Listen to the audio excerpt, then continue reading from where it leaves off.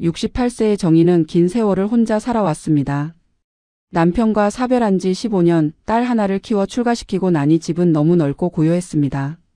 저녁 식탁에 혼자 앉아 밥을 먹을 때마다 숟가락 소리만 덩그러니 울렸습니다.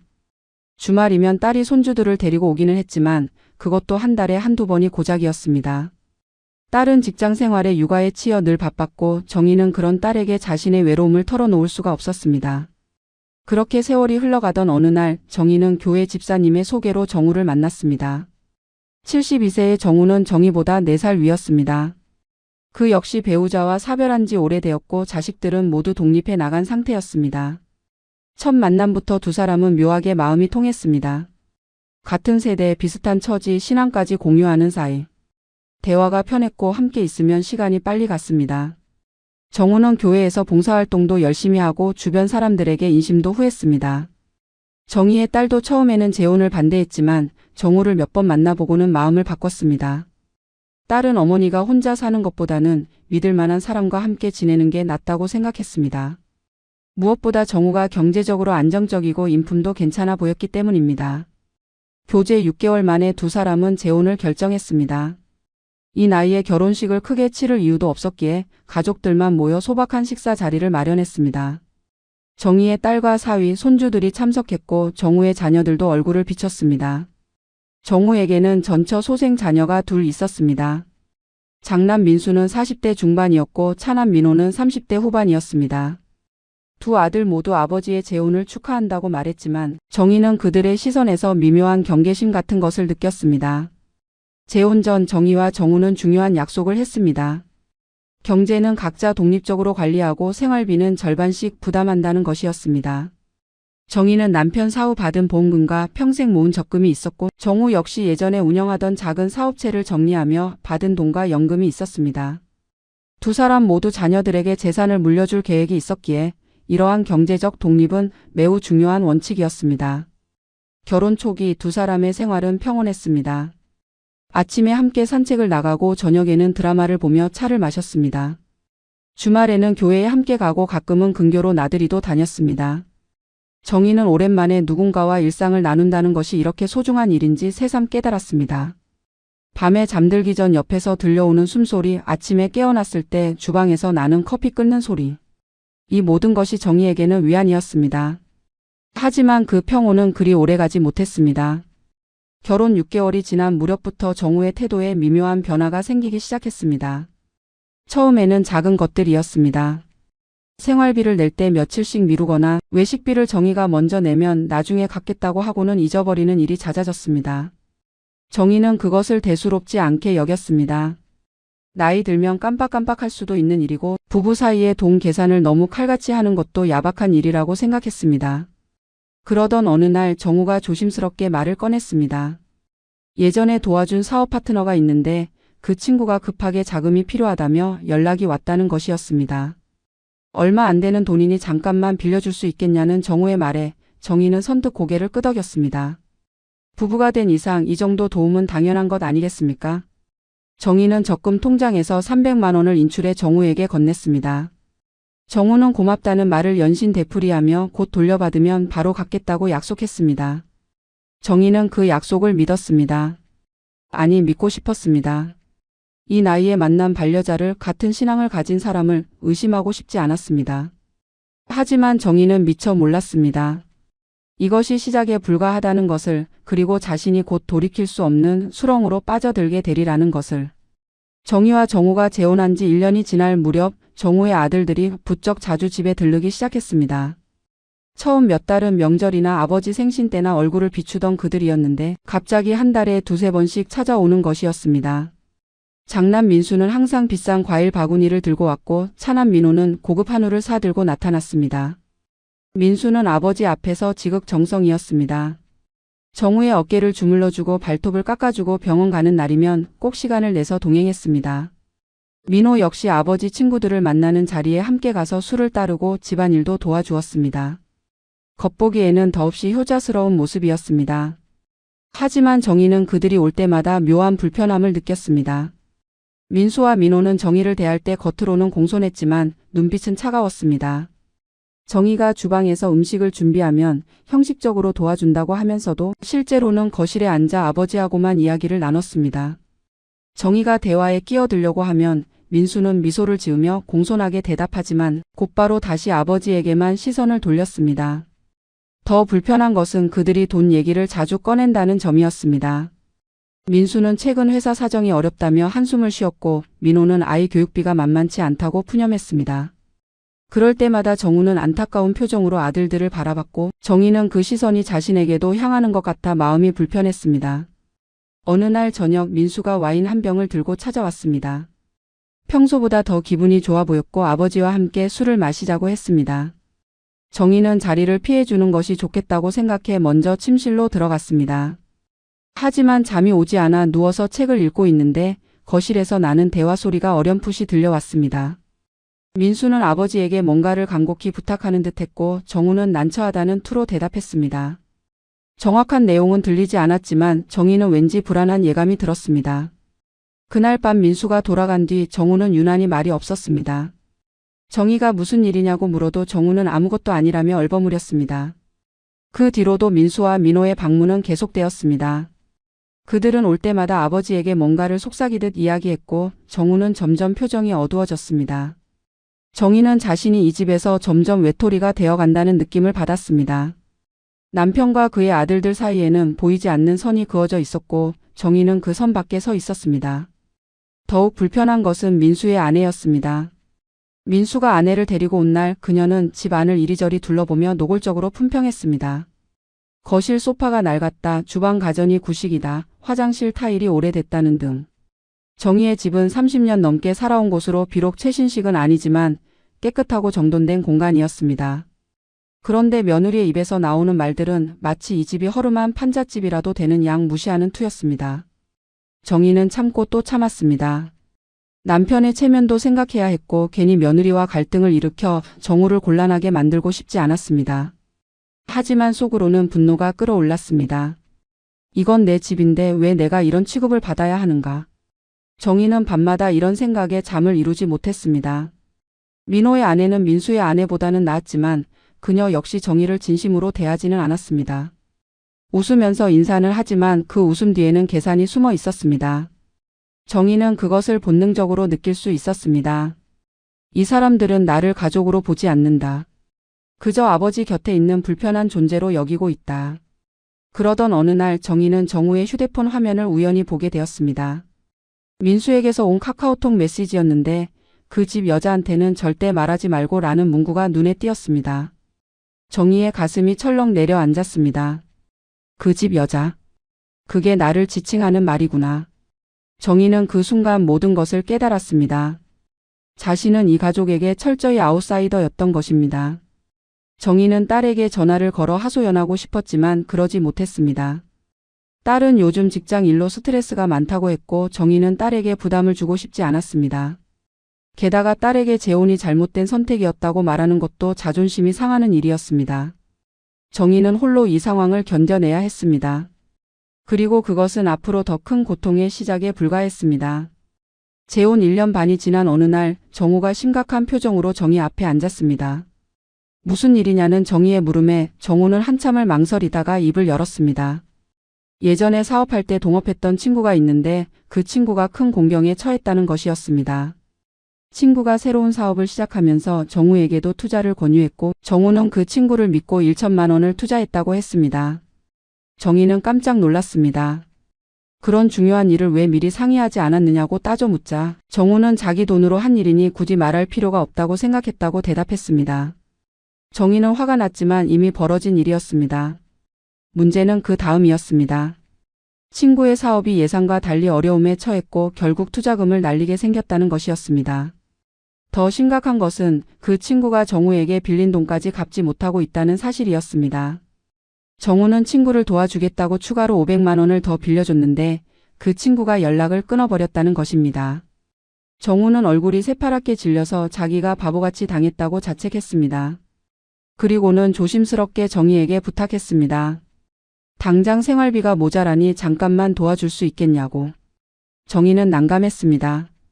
이미 몇 달 전에도 300만 원을 빌려줬는데 그것도 아직 돌려받지 못한 상태였습니다. 하지만 정우가 이렇게 곤란해하는 모습을 보니 차마 거절할 수가 없었습니다.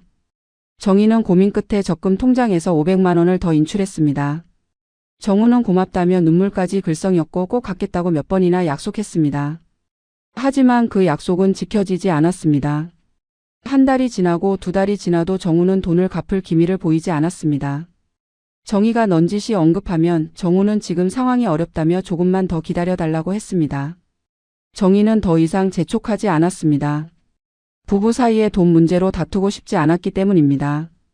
그런데 한 달 뒤 정우가 또다시 급전이 필요하다고 말했습니다. 이번에는 핑계가 달랐습니다. 차가 고장이 나서 수리비가 필요하다는 것이었습니다. 정희는 의심스러웠지만 차는 두 사람 모두 사용하는 것이니 어쩔 수 없다고 생각했습니다. 다시 200만 원을 꺼내 정우에게 건넸습니다. 그 뒤로도 정우의 자금 요청은 계속되었습니다. 병원비가 필요하다, 보험료를 내야 한다, 친구 경조사에 부조를 해야 한다. 이유는 매번 달랐지만 결국 하는 말은 똑같았습니다. 돈이 필요하다는 것. 정희는 그때마다 적금 통장에서 돈을 꺼냈습니다. 처음에는 몇십만 원씩이었지만 나중에는 몇백만 원씩 금액이 커졌습니다. 정희의 적금 잔고는 빠르게 줄어들었습니다. 평생 모아온 돈이었습니다. 남편 사후 받은 보험금을 조금씩 저축한 것, 식비를 아껴 모은 것, 손주들 용돈 주고 남은 것을 차곡차곡 쌓아온 것. 그 돈이 정우의 손을 거쳐 어디론가 사라지고 있었습니다. 정희는 불안했습니다. 이렇게 계속 돈을 주다가는 자신의 노후 자금이 바닥날 것 같았습니다. 하지만 정우를 의심하고 싶지 않았습니다. 정우는 여전히 자상했고 정희를 잘 대해줬습니다. 아침마다 산책을 함께 나가고 저녁에는 마사지를 해줬습니다. 그런 정우를 보면 정희는 자신이 너무 의심이 많은 것은 아닌가 하는 생각이 들었습니다. 하지만 정희의 딸은 달랐습니다. 명절에 찾아온 딸이 어머니의 표정이 어둡다는 것을 눈치챘습니다. 무슨 일이냐고 물었지만 정희는 아무것도 아니라고 얼버무렸습니다. 딸은 더 이상 캐묻지 않았지만 걱정스러운 눈빛으로 어머니를 바라봤습니다. 그날 밤 정희는 혼자 통장 정리를 하다가 충격을 받았습니다. 1년 반 사이에 정우에게 준 돈이 총 2천만 원이 넘었습니다. 정희는 그제야 사태의 심각성을 깨달았습니다. 이건 단순히 급전을 빌려주는 수준이 아니었습니다. 자신의 노후 자금이 위험 수위에 도달하고 있었던 것입니다. 정희는 정우에게 더 이상 돈을 빌려줄 수 없다고 말하기로 결심했습니다. 하지만 그 결심을 실행에 옮기기도 전에 더 큰 사건이 터지고 말았습니다. 정우의 전처 자녀들이 본격적으로 움직이기 시작한 것입니다. 그리고 그들의 목표는 바로 정희의 적금 통장이었습니다. 어느 주말 오후 민수와 민호 형제가 함께 집을 찾아왔습니다. 평소와 달리 두 사람 모두 정장을 입고 있었고 표정이 심각했습니다. 거실에 앉자마자 민수가 입을 열었습니다. 아버지와 중요한 가족 회의를 해야 한다며 정희에게도 함께 자리하자고 정중하게 요청했습니다. 민수는 준비해온 서류들을 테이블 위에 펼쳐 놓았습니다. 부동산 매물 정보, 대출 계산서, 전세 시세표 등이었습니다. 민수가 말하길 자신이 곧 결혼을 앞두고 있는데 신혼집 마련이 시급하다는 것이었습니다. 민수는 이미 40대 중반이었고 이혼 경력이 있었습니다. 이번이 재혼이라고 했습니다. 민수의 설명에 따르면 예비 신부 측에서 최소한 전세라도 마련해야 결혼을 하겠다고 한다는 것이었습니다. 민수 본인도 자금이 있기는 하지만 전세금의 절반 정도밖에 안 된다고 했습니다. 그래서 아버지께 도움을 요청하러 왔다는 것이었습니다. 정우는 난처한 표정을 지었습니다. 자신도 지금 경제적으로 여유가 없다고 투자 실패로 손해를 봤다고 설명했습니다. 그러자 민수가 말했습니다. 아버지 혼자서 부담하지 말고 새어머니와 함께 도와주시면 안 되겠냐고. 어차피 부부 사이니까 함께 쓰는 돈 아니냐고. 정희는 귀를 의심했습니다. 지금 저 사람이 무슨 말을 하는 것인가. 내 돈으로 남의 자식 집을 사주라고. 정희는 단호하게 거절했습니다. 자신의 재산은 자신의 딸에게 물려줄 계획이라고 재혼할 때 정우와 이미 합의한 사항이라고 말했습니다. 그러자 민수의 표정이 싸늘하게 변했습니다. 가족이라는 게 그렇게 성 긋고 사는 건가? 아버지와 결혼해서 함께 사는데 왜 그렇게 계산적으로 구냐고 따져 물었습니다. 옆에 있던 민호도 거들었습니다. 새어머니도 이 집에서 편하게 사는 것 아니냐? 아버지 연금으로 생활비를 대고 있는데 그 정도 도움은 줘야 하는 것 아니냐고. 정희는 분노가 치밀어 올랐습니다. 생활비는 절반씩 낸다고 합의했고 실제로도 그렇게 해왔다고 반박했습니다. 하지만 민수 형제는 들은 척도 안 했습니다. 오히려 목소리를 높여 정희를 몰아붙였습니다. 노인네가 혼자 그 돈을 다 어디에 쓸 건가? 어차피 죽으면 끝인데 왜 그렇게 움켜쥐고 있냐고. 정희는 울컥했지만 눈물을 참았습니다. 이 사람들 앞에서 약한 모습을 보이고 싶지 않았습니다. 정희는 냉정하게 말했습니다. 자신의 재산은 자신이 관리하고 자신의 딸에게 물려줄 것이며 이 문제는 더 이상 논의할 여지가 없다고. 그러자 민수가 비웃듯 말했습니다. 새어머니는 아직 모르시나 보다. 아버지가 이미 그 돈을 많이 쓰셨다는 것을. 정희는 무슨 말인지 이해할 수 없었습니다. 정우를 쳐다보니 정우는 시선을 피하며 아무 말도 하지 않았습니다. 민호가 설명했습니다. 지난 1년 동안 아버지가 새어머니 통장에서 인출한 돈이 얼마인지 아시냐고. 최소 3천만 원은 넘는다고. 그 돈 중 상당 부분이 이미 형제들에게 갔다고 말했습니다. 정희는 머리가 띵했습니다. 3천만 원이라니. 자신이 계산한 것보다 훨씬 많은 금액이었습니다. 정희는 정우를 노려봤습니다. 정우는 고개를 숙인 채 변명을 늘어놓기 시작했습니다. 급하게 필요해서 그랬다고 나중에 다 갚으려고 했다고 미안하다고. 하지만 정희에게는 그 말이 전혀 와닿지 않았습니다. 배신감만 밀려왔습니다. 민수는 이제 본색을 드러냈습니다. 어차피 이미 쓴 돈도 많은데 조금만 더 보태서 자기 전세금을 마련해달라고 노골적으로 요구했습니다. 아버지 혼자서는 어렵다고 하니 새어머니가 나서야 한다고 압박했습니다.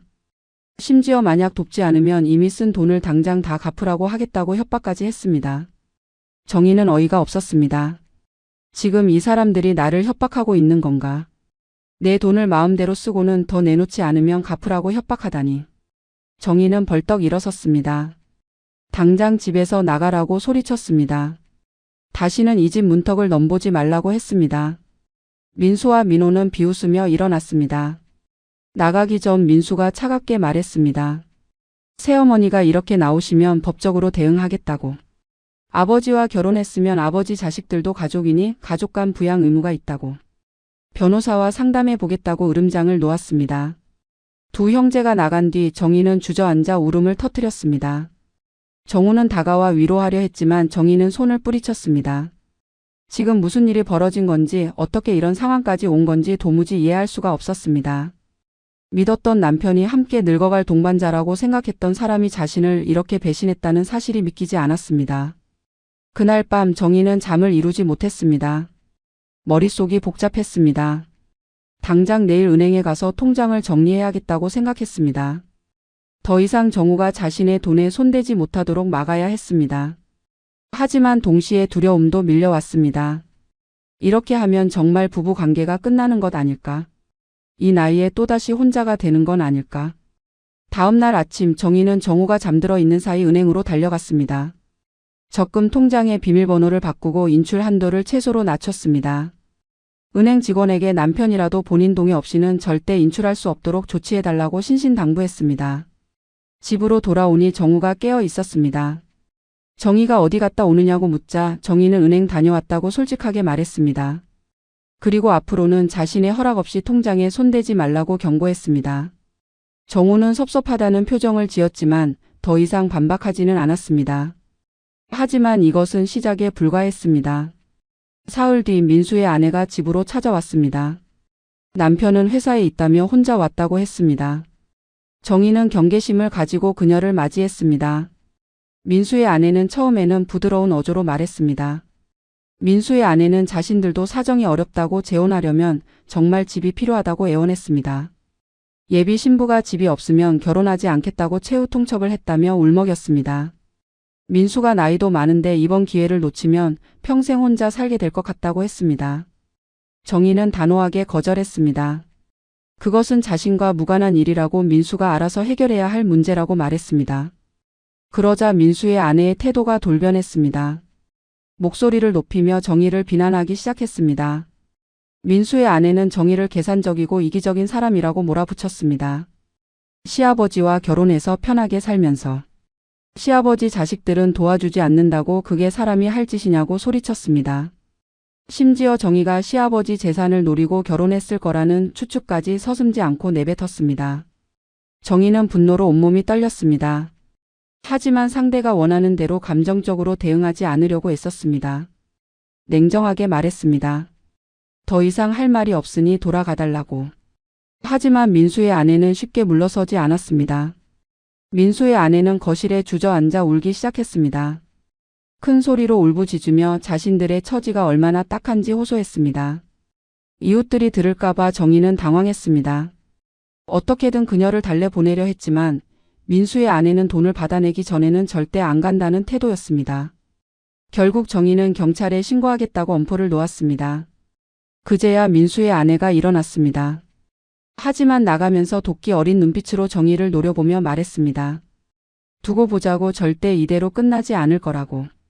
그날 이후로 정희의 전화기는 쉴 새 없이 울렸습니다.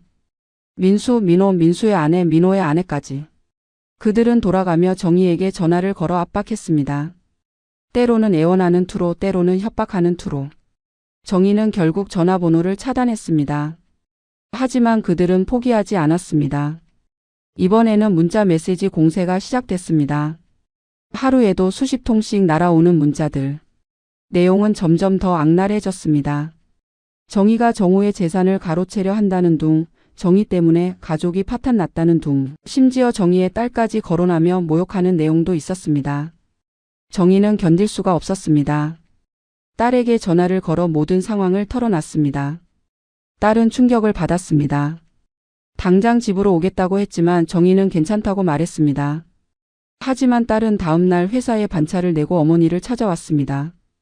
딸은 정우를 만나자마자 따져 물었습니다. 어떻게 어머니를 이렇게 대할 수 있느냐고, 재혼할 때 약속은 다 어디 갔느냐고. 정우는 변명을 늘어놓았습니다. 자기도 어쩔 수 없었다고, 자식들이 너무 조르니 거절할 수가 없었다고. 딸은 분노했습니다. 그럼 자기 자식들은 좋고 어머니는 나쁜 거냐고 소리쳤습니다. 어머니 평생 모은 돈을 함부로 쓰고도 미안한 줄도 모르냐고. 정우는 더 이상 대꾸하지 못하고 고개를 숙였습니다. 딸은 어머니에게 말했습니다. 당장 이혼하자고. 이런 사람과 함께 살 이유가 없다고. 하지만 정희는 망설였습니다. 이혼을 하면 재산 분할 문제가 생길 텐데 그러면 정우에게 자신의 재산 일부를 줘야 하는 것 아닌가. 그것도 억울했습니다. 딸은 변호사를 만나보자고 설득했습니다. 법률 상담을 받아보고 판단해도 늦지 않다고. 정희는 고민 끝에 동의했습니다. 하지만 그 결정이 더 큰 파장을 불러올 줄은 몰랐습니다. 정우의 자녀들이 정희가 변호사를 만났다는 소식을 듣고 본격적으로 적대적인 행동을 시작한 것입니다. 변호사 상담을 받기 위해 준비하던 중 정희는 서류를 정리하다가 이상한 점을 발견했습니다. 은행에서 온 문자 메시지들을 다시 확인해 보니 자신이 기억하는 것보다 훨씬 많은 금액이 인출되어 있었습니다. 정희는 급히 은행으로 달려가 거래 내역을 전부 출력해달라고 요청했습니다. A4사 용지 여러 장에 걸쳐 출력된 거래 내역을 보고 정희는 경악했습니다. 지난 1년 반 동안 총 4,800만 원이 인출되어 있었습니다. 정희가 직접 인출한 것도 있었지만 정우가 몰래 인출한 금액도 상당했습니다. 정희는 어떻게 이런 일이 가능한지 은행 직원에게 물었습니다. 직원이 확인해 보니 정우가 정희의 통장 비밀번호를 알아내 여러 차례 무단으로 인출했던 것으로 드러났습니다. 정희는 비밀번호를 생일로 설정해뒀는데 정우가 그것을 알고 있었던 것입니다. 심지어 정희가 비밀번호를 바꾼 뒤에도 정희가 집에서 메모해둔 새 비밀번호를 몰래 확인해 또다시 인출했던 흔적이 있었습니다. 정희는 배신감에 온몸이 떨렸습니다. 남편이라는 사람이 자신의 등 뒤에서 이런 짓을 하고 있었다니. 정희는 인출된 돈이 어디로 갔는지 추적하기 시작했습니다. 은행 직원의 도움을 받아 이체 내역을 확인한 결과 충격적인 사실이 드러났습니다. 인출된 돈 중 상당 부분이 민수의 계좌로 직접 이체되어 있었습니다. 날짜를 보니 민수가 전세 계약을 하기 직전이었습니다. 그러니까 민수는 이미 정희의 돈으로 전세 계약금을 마련했던 것입니다. 그런데도 뻔뻔하게 집에 찾아와 추가로 돈을 요구했던 것입니다. 민호의 계좌로도 수차례 송금이 이루어져 있었습니다. 금액은 민수보다 적었지만 그래도 1,000만 원이 넘었습니다. 민호는 그 돈으로 아이 학원비와 자동차 구입 비용을 댔던 것 같습니다. 정희는 분노로 숨이 막힐 것 같았습니다. 정희는 즉시 집으로 돌아와 정우를 다그쳤습니다. 은행 거래 내역을 들이대며 해명하라고 소리쳤습니다. 정우는 더 이상 변명할 수 없다는 듯 모든 것을 털어놓기 시작했습니다. 정우는 재혼하기 전부터 이미 경제적으로 어려운 상황이었다고 고백했습니다. 예전 사업체를 정리하면서 받은 돈이 있다고 했지만 실제로는 빚을 갚고 나니 남은 게 거의 없었다는 것입니다. 연금도 있다고 했지만 그것만으로는 생활이 빠듯했습니다. 더 충격적인 것은 정우가 재혼을 결심한 이유 중 하나가 경제적인 것이었다는 사실이었습니다. 정희에게 적금과 보험금이 있다는 것을 알고 있었고 함께 살면 생활비 부담을 줄일 수 있을 거라고 계산했다는 것입니다. 민수와 민호도 아버지의 재혼을 찬성한 이유가 같았습니다. 새어머니의 재산을 활용할 수 있을 거라는 기대 때문이었습니다. 정희는 귀를 의심했습니다. 지금 이 사람이 무슨 말을 하는 건가? 처음부터 나를 이용할 목적으로 접근했다는 건가? 정우는 고개를 숙인 채 변명을 늘어놓았습니다. 처음에는 정말 정희를 좋아했다고 함께 늙어가고 싶었다고.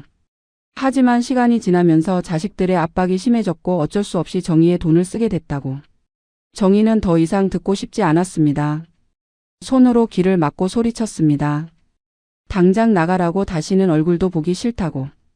정우는 미안하다며 눈물을 흘렸지만 정희의 마음은 이미 돌아섰습니다. 그날 밤 정희는 딸에게 전화를 걸어 모든 사실을 알렸습니다. 딸은 분노했습니다.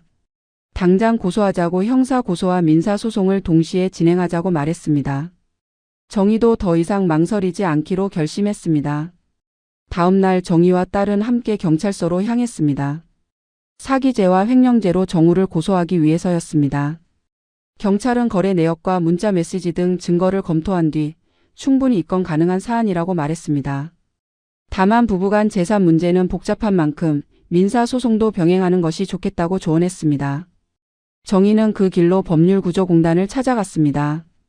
변호사는 정희의 사연을 듣고 이것이 전형적인 노인 학대 사례라고 말했습니다. 특히 재혼한 배우자와 그 자녀들이 노인의 재산을 노리고 접근하는 경우가 최근 급증하고 있다고 했습니다. 변호사는 여러 가지 법적 조치를 설명했습니다. 우선 사기죄 고소를 진행하고 동시에 혼인 무효 소송이나 이혼 소송을 제기할 수 있다고 했습니다. 또한 이미 인출된 돈에 대해서는 부당이득 반환 청구 소송을 통해 돌려받을 수 있다고 했습니다. 다만 시간이 오래 걸릴 수 있고 민수가 이미 그 돈으로 전세 계약을 해버렸다면 회수가 쉽지 않을 수 있다고 경고했습니다. 정희는 그래도 끝까지 싸우기로 결심했습니다. 이대로 당하고만 있을 수는 없었습니다. 비록 돈을 다 돌려받지 못하더라도 최소한 이 사람들이 잘못했다는 것을 법적으로 확인받고 싶었습니다.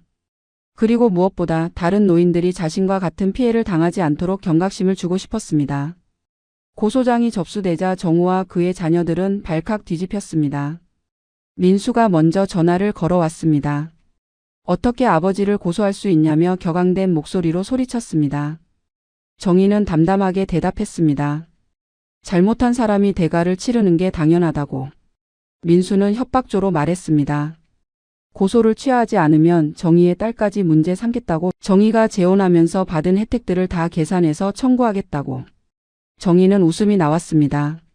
무슨 혜택을 받았다는 건지 되묻자 민수는 말문이 막혔습니다. 생활비를 절반씩 냈고 오히려 정희 쪽이 더 많이 부담한 적도 있었기 때문입니다. 며칠 뒤 이번에는 민호가 찾아왔습니다. 민수와 달리 차분한 어조로 대화를 시도했습니다. 가족끼리 이렇게까지 해야 하느냐며 서로 양보하고 합의할 방법을 찾아보자고 제안했습니다. 정희는 단호하게 거절했습니다. 지금까지 얼마나 많은 양보를 했는데 더 이상 양보할 것은 없다고. 민호는 표정이 굳어졌습니다. 그렇다면 자기들도 가만히 있지 않겠다며 정희가 아버지를 학대했다고 반대로 고소하겠다고 선언했습니다. 정희는 기가 막혔습니다. 피해자가 따로 있는데 가해자들이 오히려 반격을 하다니. 하지만 정희는 흔들리지 않았습니다.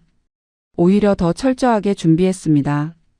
딸의 도움을 받아 그동안 주고받은 문자 메시지를 모두 캡처하고 통화 녹음도 확보했습니다. 은행 거래 내역은 물론이고 정우가 몰래 인출할 때 사용한 ATM의 CCTV 영상까지 확보했습니다. 변호사는 증거가 충분하다며 고무적이라고 말했습니다. 특히 정우가 정희 몰래 비밀번호를 알아내 무단 인출한 부분은 명백한 절도죄에 해당한다고 했습니다.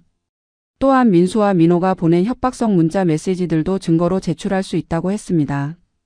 한편 정우는 집에서 나가지 않고 버티고 있었습니다. 법적으로 아직 부부이니 같은 집에 살 권리가 있다는 것이었습니다. 정희는 불편했지만 어쩔 수 없었습니다. 다만 정우와는 완전히 분리된 생활을 했습니다. 식사도 따로 하고 대화도 하지 않았습니다. 정우는 계속해서 정희에게 용서를 빌었습니다. 고소를 취하해달라고 애원했습니다. 자기가 잘못했다고 다시는 그러지 않겠다고 눈물로 호소했습니다. 하지만 정희의 마음은 이미 돌처럼 굳어 있었습니다. 한 번 배신한 사람은 또다시 배신한다는 것을 이제 알았습니다. 어느 날 저녁 민수와 민호 그리고 그들의 아내까지 총 4명이 몰려왔습니다. 정희의 집 앞에서 큰 소리로 항의했습니다. 아버지를 고소한 불효녀식 계집이라고 재산만 노리고 접근한 사기꾼이라고 온갖 욕설을 퍼부었습니다. 이웃들이 나와서 무슨 일이냐고 물었고 민수는 이웃들에게까지 정희의 악행을 고발하기 시작했습니다. 정희가 아버지의 재산을 가로챘다고 아버지를 학대하고 있다고 거짓말을 늘어놓았습니다. 이웃들은 어리둥절해하며 상황을 지켜봤습니다.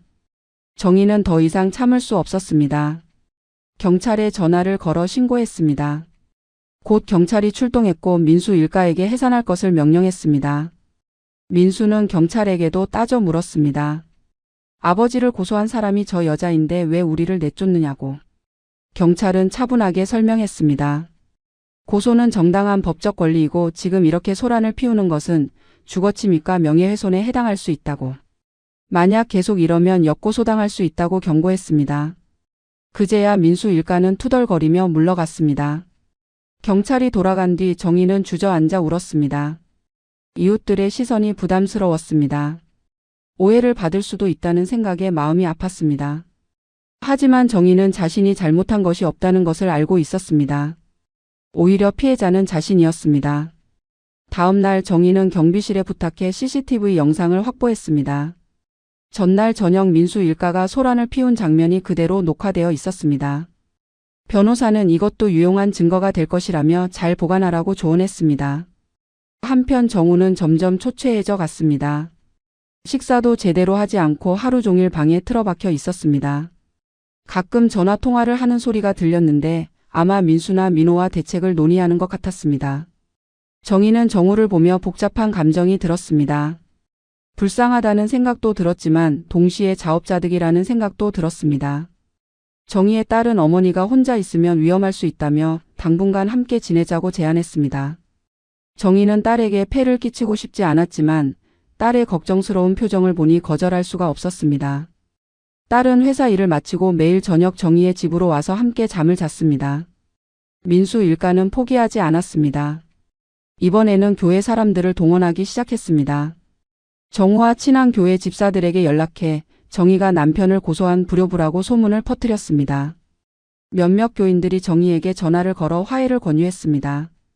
부부 사이에 무슨 일이 있어도 법정까지 가는 것은 좋지 않다고 기독교인답게 용서하라고 말했습니다.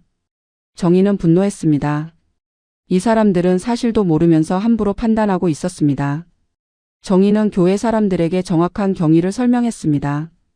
정우가 자신의 돈을 몰래 인출해 전처 자녀들에게 준 일, 4천만 원이 넘는 돈이 사라진 일, 민수 일가가 협박하고 소란을 피운 일. 모든 것을 낱낱이 밝혔습니다. 진실을 알게 된 교인들은 태도가 바뀌었습니다. 오히려 정희를 위로하고 응원했습니다. 몇몇은 자신들도 비슷한 일을 겪었거나 주변에서 봤다며 공감을 표했습니다. 노년에 재혼한 뒤 재산 문제로 고통받는 사람들이 생각보다 많다는 것을 알게 되었습니다. 하지만 정우와 가까운 몇몇 교인들은 여전히 정우의 편을 들었습니다. 그들은 정희가 너무 가혹하다고 남편을 형사 고소하는 것은 지나치다고 비난했습니다. 정희는 결국 그 교회를 떠나기로 결심했습니다.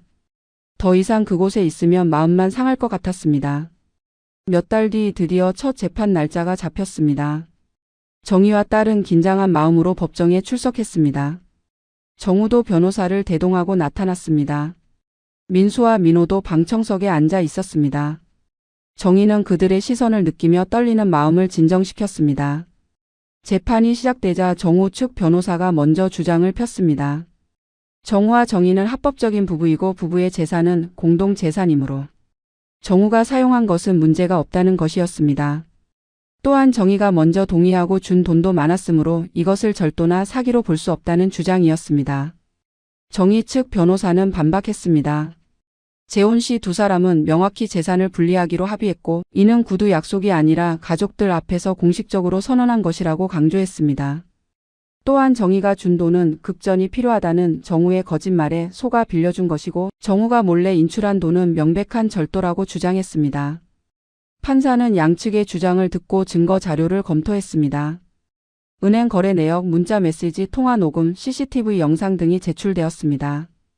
특히 정우가 정희 몰래 ATM에서 돈을 인출하는 CCTV 영상은 결정적인 증거였습니다. 정우 측은 정희가 비밀번호를 알려줬다고 주장했지만 정희는 단호히 부인했습니다.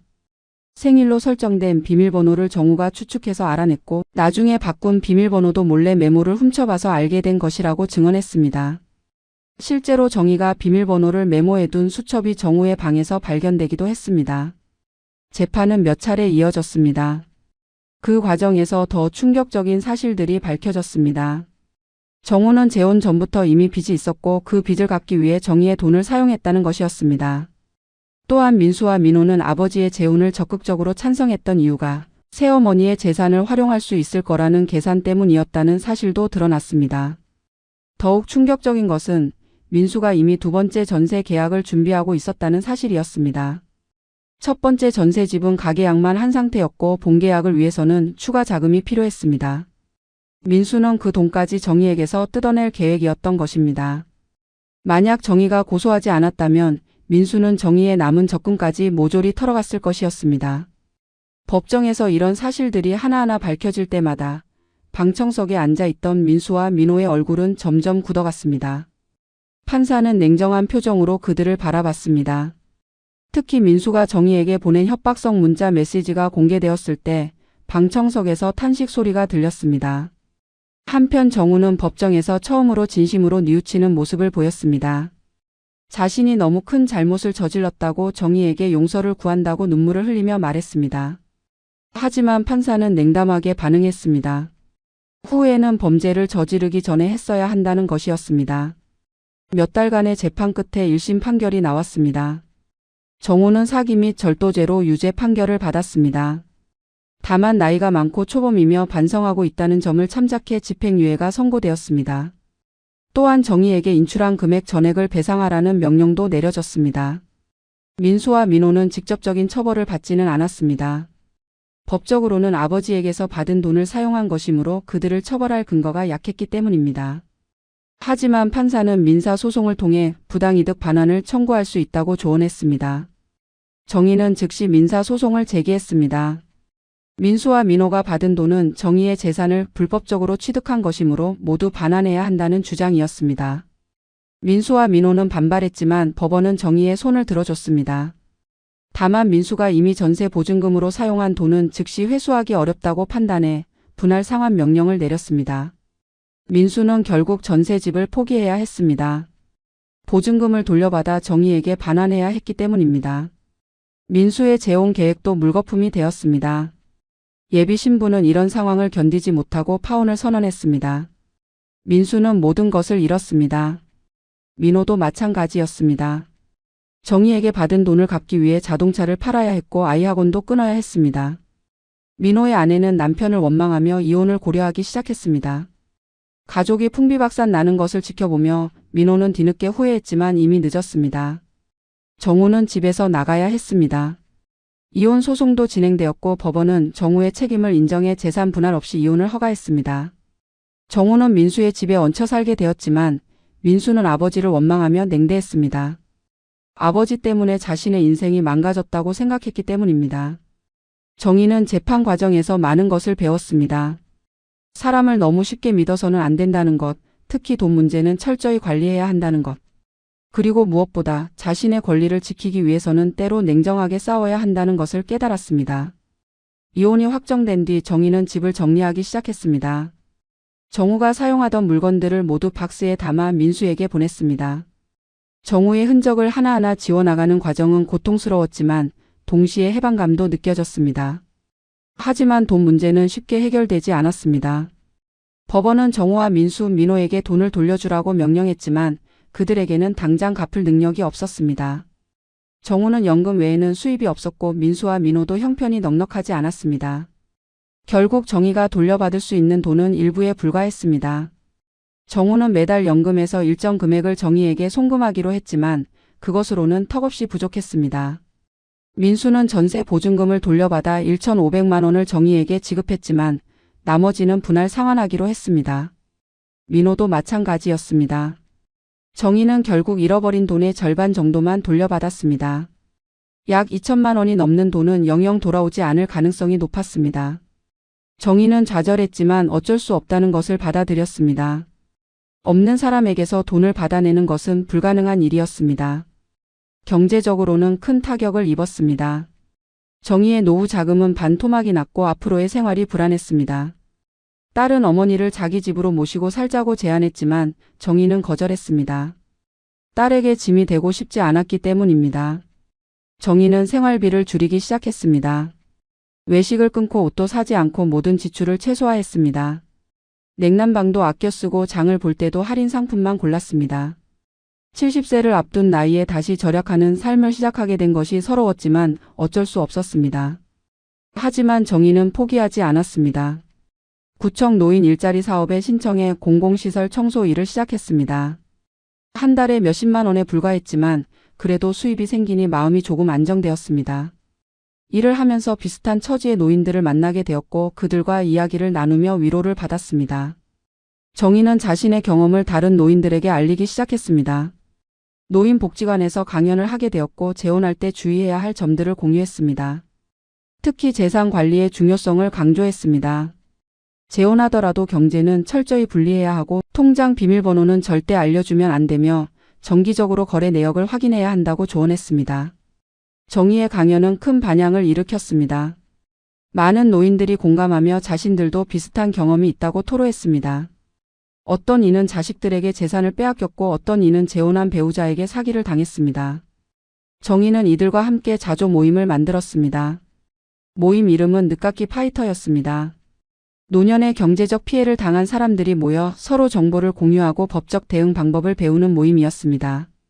회원들은 점점 늘어났고 지역 언론에도 소개되었습니다. 정희는 모임의 대표가 되어 활발히 활동했습니다. 한편 정우와 그의 자녀들은 파탄난 삶을 살고 있었습니다. 정우는 민수의 집에서 눈치를 보며 지냈고 건강도 급격히 나빠졌습니다. 스트레스로 인해 고혈압과 당뇨가 악화되었고 병원비를 감당하기 어려웠습니다.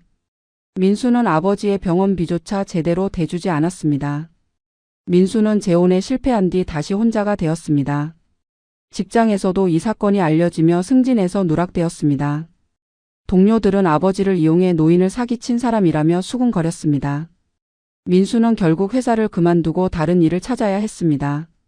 민호는 아내와의 관계가 극도로 악화되었습니다. 아내는 시아버지와 남편 때문에 집안이 망했다며 이혼을 요구했습니다. 민호는 아내를 붙잡으려 했지만 아내의 마음은 이미 떠난 상태였습니다. 결국 이혼 조정에 들어갔고 아이의 양육권 문제로 다투게 되었습니다. 정희는 이들의 소식을 전해 듣고도 동정심을 느끼지 않았습니다. 자업자득이라고 생각했습니다. 그들이 처음부터 정직하게 살았다면 이런 일은 없었을 것이었습니다. 탐욕이 가족을 파괴하고 인생을 망친 것입니다. 정희의 딸은 어머니가 새로운 활동을 시작한 것을 기쁘게 생각했습니다. 비록 경제적으로는 어려워졌지만 어머니가 의미 있는 일을 하며 당당하게 사는 모습이 자랑스러웠습니다. 딸은 어머니를 더욱 자주 찾아뵙고 생활비를 보태드리려 했지만 정희는 완강히 거절했습니다. 정희는 스스로 해결하겠다고 다짐했습니다. 누구에게도 의지하지 않고 자신의 힘으로 살아가겠다고. 비록 늦은 나이지만 아직 할 수 있는 일이 많았습니다. 정희는 매일 아침 일찍 일어나 공원에서 운동을 하고 일터로 향했습니다. 그리고 저녁에는 노인 모임 활동을 하며 바쁘게 살았습니다. 1년이 흘렀습니다. 정희는 이제 완전히 다른 사람이 되어 있었습니다. 예전에 순진하고 순종적이던 모습은 사라지고 단단하고 당당한 여성이 되어 있었습니다. 정희는 더 이상 누구에게도 쉽게 마음을 열지 않았고 특히 돈 문제에서는 철저했습니다. 늦깎이 파이터 모임은 이제 전국적으로 알려진 단체가 되었습니다. 노인 학대와 경제적 착취 문제를 다루는 대표적인 시민단체로 성장했고 정희는 여러 방송에 출연해 자신의 경험을 나눴습니다. 처음에는 부끄럽고 창피했지만 이것이 다른 노인들에게 도움이 된다는 것을 알고는 적극적으로 나섰습니다. 한 방송 프로그램에서 정희는 자신의 이야기를 상세히 풀어놓았습니다. 재혼의 달콤한 시작부터 배신의 순간, 법정 투쟁 그리고 현재의 삶까지. 정희의 이야기는 많은 시청자들에게 충격을 주었고 동시에 경각심을 일깨웠습니다. 방송 이후 정희에게는 전국에서 연락이 쏟아졌습니다. 비슷한 피해를 당했다는 노인들, 도움을 요청하는 사람들, 응원의 메시지를 보내는 사람들. 정희는 가능한 한 모든 연락에 답하려 애썼습니다. 자신이 겪은 고통이 다른 사람들에게 교훈이 되고 있다는 것에 보람을 느꼈습니다. 정희는 법률구조공단과 협력해 노인 재산 보호 가이드북을 만들었습니다. 재혼 시 주의사항, 재산관리 방법, 사기 피해 시 대응 방법 등을 담은 책자였습니다. 이 책자는 전국의 노인복지관과 주민센터에 배포되었고 많은 노인들이 유용하게 활용했습니다. 경제적으로는 여전히 빠듯했습니다. 정희는 여전히 공공 일자리에서 일했고 강연료로 받는 소액의 돈으로 생활비를 보탰습니다. 하지만 정희는 불평하지 않았습니다. 오히려 일할 수 있다는 것, 건강하다는 것에 감사했습니다. 정희는 소비 습관도 완전히 바뀌었습니다. 필요한 것과 원하는 것을 명확히 구분했고 충동 구매는 절대 하지 않았습니다.